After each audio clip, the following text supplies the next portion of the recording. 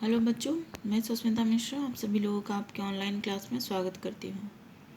पिछली क्लास में हम लोगों ने शब्द रचना के बारे में पढ़ा था। आज हम पढ़ेंगे समास के बारे में। तो आइए देखते हैं। समास। निम्नलिखित उदाहरण में रंगीन छपे शब्दों पर ध्यान दीजिए। यहाँ पे आप एक चित्र देख सकते हैं। एक योद्धा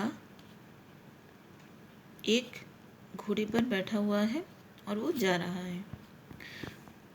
एक दिन एक घोड़े पर सवार व्यक्ति 4 राहों के समूह से होकर गुजरा।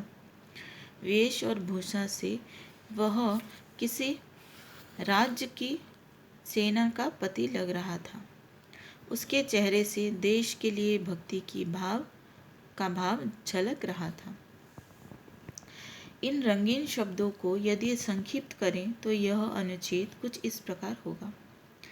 एक दिन घुड़सवार घोड़े पर सवार घुड़सवार 4 राहों के समूह चौराहे, ठीक है, से ले होकर गुजरा। वेश और भूषा वेशभूषा से वह किसी राज्य का सेनापति लग रहा था। उसके चेहरे से देशभक्ति का भाव झलक रहा था।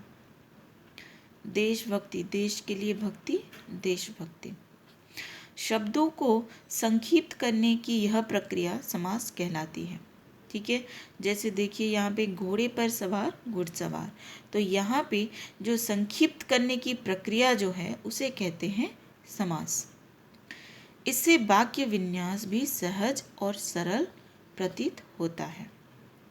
जब आप शब्दों को, वाक्य को पढ़ते हैं, ठीक है, तो वो सुंदर भी लगता है और सहज भी लगता है। तो समास किसे कहते हैं? दो या दो से अधिक शब्दों को संक्षिप्त करके नया शब्द बनाने की विधि समास कहलाती है। दो या दो से अधिक शब्द को संक्षिप्त करके, ठीक है, संक्षिप्त करके नया शब्द बनाने की विधि होती है समास। इस शब्द रचना में ऐसे शब्द शामिल होते हैं जिनका आपस में कोई संबंध हो। जैसे उपयुक्त उदाहरण घोड़ा और सवार, वेश और भूषा, सेना और पति एक दूसरे से संबंधित है। तो यहाँ पे घोड़ा और सवार घुड़सवार, इसीलिए दोनों को मिलाकर नया शब्द बनाया गया, जैसे समास कहते हैं। अब समस्त पद देखिए। समास की प्रक्रिया द्वारा बनाए गए शब्द समस्त पद कहलाते हैं। ठीक है, समास के प्रक्रिया द्वारा बनाए गए जो नए शब्द हैं, जैसे घोड़ा और सवार घुड़सवार, जो नया शब्द बना उसे कहते हैं समस्त पद। ठीक है, इनमें पहले पद को पूर्व पद तथा दूसरे पद को उत्तर पद कहते हैं। जैसे सेनापति, सेना को क्या कहते हैं? पूर्व पद, और पति को कहते हैं उत्तर पद। ठीक है, तो सेनापति ये है समस्त पद कहते हैं। अब समास विग्रह। समस्त पदों को अलग करने की प्रक्रिया समास विग्रह कहलाती है। जैसे सेनापति, सेना का पति। ठीक है, अगर हम जो नया शब्द बनाते हैं उसे समस्त पद कहते हैं, और वो ये जो नए शब्द से हम उसका अलग करते हैं, उसको पदों को अलग करते हैं, उस प्रक्रिया को समास विग्रह कहते हैं। ठीक है, यहाँ पे देखिए समस्त पद, सेनापति, सेना का पति, समास विग्रह। इस प्रकार समास प्रक्रिया द्वारा नए नए शब्द बनाए जा सकते हैं। समास के घटक शब्द वाक्यों में स्वतंत्र रूप से भी प्रयुक्त किए जा सकते हैं और समस्त पद के रूप में भी। समास द्वारा बनाए गए शब्दों को समस्त पद कहा जाता है। ठीक है, समस्त पद का पहला पद पूर्व पद और दूसरा पद उत्तर पद कहलाता है। समस्त पदों को अलग करने की प्रक्रिया समास विग्रह कहलाती है। अब आते हैं समास के प्रकार में। समास 6 प्रकार के होते हैं। ये आप लोग याद रखेंगे कि समास कितने प्रकार के होते हैं। समास 6 प्रकार के होते हैं। पहला है अव्ययी भाव, तत्पुरुष, कर्मधारय, द्विगु, द्वंद्व और बहुब्रीहि। ठीक है, आप इन सभी नामों को, उसके जो प्रकार हैं, इन सब को आप अच्छे से अभ्यास करेंगे, इसको याद रखेंगे और ये भी याद रखेंगे कि समास कितने प्रकार के होते हैं। तो आइए देखते हैं अव्ययी समास किसे कहते हैं। अव्ययी भाव समास, जिस समस्त पद का पहला पद अव्यय हो और स्वयं समस्त पद भी अव्यय का कार्य करे, वह अव्ययी भाव समास कहलाता है। जैसे समस्त पद है प्रत्येक, ठीक है, पर अगर इसको हम अलग करें, इसको अगर समास विग्रह करें, प्रत्येक प्रति एक होना चाहिए था, पर एक एक हुआ।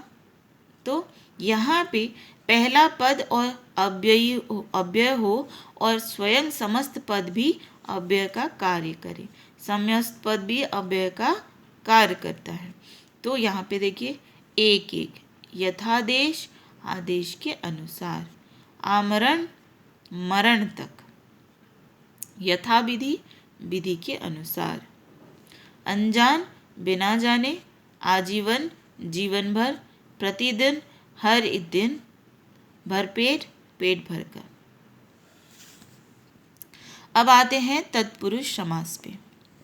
तत्पुरुष समास में समस्त पद का दूसरा पद प्रधान होता है। इनके निर्माण में दो पदों के बीच कारक चिन्हों का लोप हो जाता है।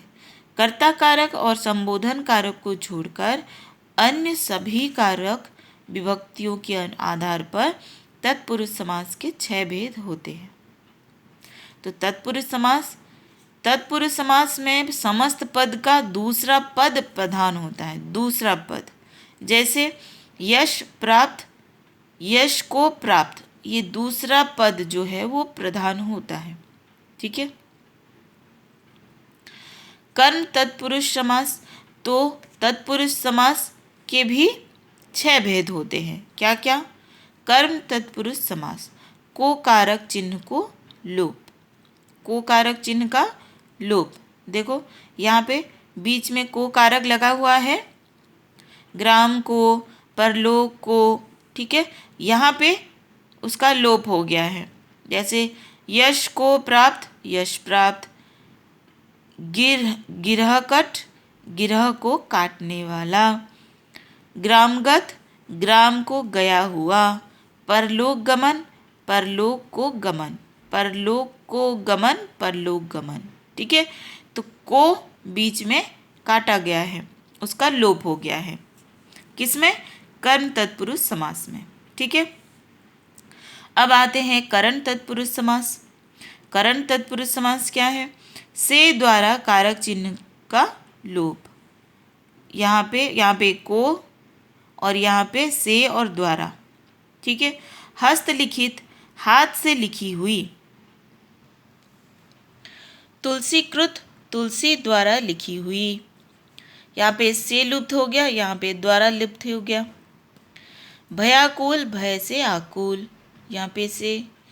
गुण युक्त, गुण से युक्त, से को हमने यहाँ पे लोप हो गया है। किसमें?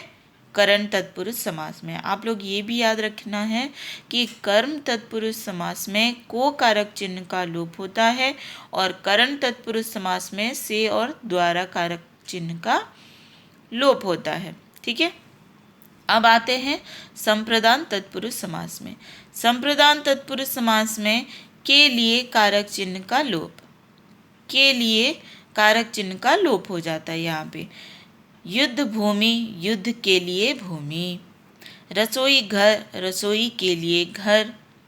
देशार्पण, देश के लिए अर्पण।